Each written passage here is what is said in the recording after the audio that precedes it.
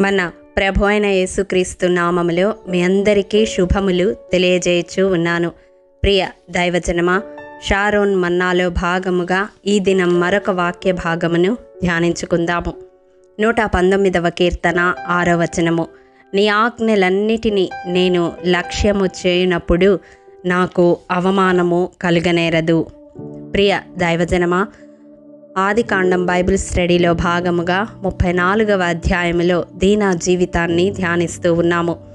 దీనా తాను ఉంటున్న గుడార జీవితమును బట్టి తృప్తి చెందక కనాను దేశపు కుమార్తెలను చూడడానికి షెకెము ఊరిలోనికి ప్రవేశించింది.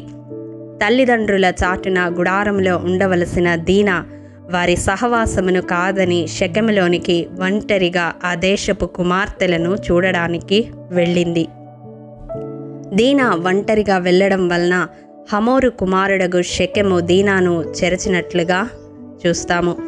ప్రియ దైవజనమా, దేవుని సన్నిధికి సాదృశ్యమైన గుడారమును అనగా తండ్రి ఇంటిని, తండ్రి సహవాసమును విడిచిన దీనా ఎంతగానో నష్టపోయింది. మనం కూడా ఈ లోకములో పరమ తండ్రిని, ఆయన సహవాసమును విడిచి లోకాశలకు ప్రేరేపింపబడి లోకము వైపు చూస్తే ఎంత నష్టపోతామో దీనా జీవితము మనకు తెలియజేస్తుంది. గుడారము విడిచి షెకెములోకి ప్రవేశించుట ద్వారా దీనా వ్యక్తిగతంగా అవమానపరచబడింది. అవును ప్రియ యవన సహోదరుడా, సహోదరి, తల్లిదండ్రుల అదుపు ఆజ్ఞలలో జీవించని బిడ్డల వలన తల్లిదండ్రులకు కూడా అవమానము కలుగుతుంది. అలాగే వ్యక్తిగతంగా అవమానం కలుగుతుంది. సామెతల గ్రంథం 29వ అధ్యాయం 15వ వచనం ప్రకారం అదుపులేని బాలుడు తన తల్లికి అవమానము తెచ్చును అని వాక్యము సెలవిస్తూ ఉంది. యవన కాలములో తల్లిదండ్రులకు విధేయులై జీవించేవారిగా బిడ్డలు ఉండాలి. తల్లిదండ్రుల అదుపు ఆజ్ఞలలో ఉండాలి. తల్లి తండ్రి మనకు చెప్పే ప్రతి విషయము మన క్షేమానికే అని గ్రహించగలగాలి. అంత మాత్రమే కాదు, పరమ తండ్రి ఆజ్ఞానుసారం నడుచుకుంటే మనకెన్నడూ అవమానము కలగదు. యవన ప్రాయములో ఏ విషయంలో కూడా అవమానము పొందకుండా ఉండడానికి దేవుని ఆజ్ఞానుసారము జీవించడం ఒక్కటే మార్గము. దీనా కనాను దేశపు కుమార్తెలను చూడ వెళ్ళింది, అవమానపరచబడింది. కానీ నీవు దేవుని తట్టు చూస్తే నీ ముఖము ఎన్నడూ లజ్జింపదు అని 34వ కీర్తన 5వ వచనము తెలియజేస్తూ ఉంది. ప్రియ దైవజనమా, యవన ప్రాయములో తీసుకునే నిర్ణయాలు కుటుంబమునంతటిని ప్రభావితం చేస్తాయని ప్రతి యవన బిడ్డ గ్రహించాలి. దీనా తీసుకున్న నిర్ణయము ఆమె సహోదరులను నరహంతకులుగా మార్చింది. వారు కపటము చూపి నరహత్య జరిగించేలా చేసింది. చూడండి, 5వ కీర్తన 6వ వచనం ప్రకారం కపటము చూపి నరహత్య జరిగించువారు యెహోవాకు అసహ్యులు అని వ్రాయబడి ఉంది. దీనా కోరిక ఎంత ఘోరమైన పరిస్థితికి దారి తీసిందో కదా. దీనా గుడారము విడిచి షెకెముకు వెళ్ళుట వలన తన సహోదరులను నరహంతకులుగా మార్చడమే కాకుండా దేవుని దృష్టికి వారిని అసహ్యులునగా చేసింది.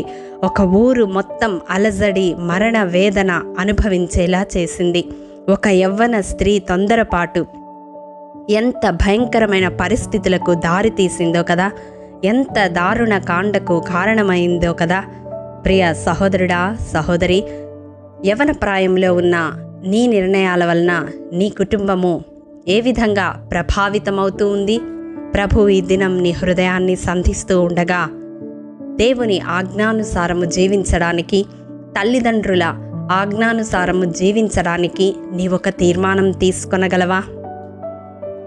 దీనా జీవితము నుండి మనము నేర్చుకొనవలసింది ఇదే. దేవుని సహవాసాన్ని విడిచి లోకాన్ని ప్రేమించి లోకాశల వెంట పరుగులు పెడితే వ్యక్తిగతంగా అవమానమే కాకుండా కుటుంబమంతా దాని వలన విపరీతమైన పరిస్థితులను ఎదుర్కొనవలసి వస్తుంది. మన వలన మన చుట్టూ ఉన్నవారు అపరాధములో పడవలసి వస్తుంది. కాబట్టి ప్రియ దైవజనమా, ఈ దినం దేవుడు ఈ వాక్యము ద్వారా నీ హృదయాన్ని సంధిస్తూ ఉండగా నీ జీవితాన్ని దేవుని ఆజ్ఞానుసారము జీవించడానికి ఒక బలమైన తీర్మానం తీసుకొనాలని ప్రభు పేరట మనవి చేస్తూ ఉన్నాను. అటి కృప దేవాది దేవుడు మనందరికీ, మరి ముఖ్యముగా ఈ వాక్యము వింటున్న యవన బిడ్డలందరికీ అనుగ్రహించునుగాక. ఆమేన్. ప్రేమ నమ్మకము కలిగిన మా ప్రియ పరలోకపు తండ్రి, నీ పరిశుద్ధ పాదములకు వందనములు దేవా. విత్తబడిన వాక్యమును ప్రతి హృదయములో నూరంతలుగా ఫలింపచేయండి నాయనా. ఈ వాక్యము వింటున్న ప్రతి యవన బిడ్డ ప్రభువా, నీ ఆజ్ఞానుసారం, అదేవిధముగా తల్లిదండ్రుల ఆజ్ఞానుసారం జీవించే కృపను అనుగ్రహించండి నాయనా. తద్వారా వారి జీవితంలో వారి ముఖములెన్నడూ లజ్జింపబడవు అని నీ వాక్యము సెలవిస్తూ ఉండగా, అటు రీతిగా వారి జీవిత కాలమంతా మంచి ఖ్యాతిని, పేరును అనుగ్రహించమని నీ కృపా హస్తాలకు ప్రతి ఒక్క యవ్వన బిడ్డను అప్పగిస్తూ యేసు అతి పరిశుద్ధ నామం పేరట అడిగి పొందుకొని ఉన్నాము తండ్రి. ఆమేన్. ప్రియ దైవజనమా, అనుదినము షారోన్ మన్నా ద్వారా అడగబడుచున్న నెంబర్ ఇన్ బైబిల్ క్విజ్ ప్రశ్నలకు సమాధానములు ప్రతి నెల మొదటి వారము కామెంట్ బాక్స్లో పోస్ట్ చేయబడతాయి. కాబట్టి గమనించి మీకు తెలియని ప్రశ్నలకు సమాధానములు తెలుసుకొనగలరని ప్రభు పేరట మనవి చేయుచూ ఉన్నాము. ప్రియ దైవజనమా, ఈ దినం నెంబర్ ఇన్ బైబిల్ క్విజ్ ప్రశ్న: ప్రవక్తల శిష్యులు బలవంతము చేయగా ఎలీషా ఎవరిని వెదకుటకు 50 మందిని పంపుటకు ఒప్పుకొనెను? మీ సమాధానం మాకు తెలియజేస్తారు కదూ. ప్రభు కృప మనందరికీ తోడైండునుగాక. ఆమేన్. ప్రియ దైవజనమా, ఈ దినము జన్మదినము, వివాహ దినము జరుపుకుంటున్న వారికి షారోన్ గ్రూప్ తరపున హృదయపూర్వక శుభాకాంక్షలు తెలియజేయుచూ ఉన్నాము. దేవుడు శ్రేయస్కరమైన ఆశీర్వాదములతో ఈ సంవత్సరాది నుండి సంవత్సరాంతము వరకు మిమ్ములను నింపాలని ప్రార్థిస్తూ ఉన్నాము. ఆమేన్.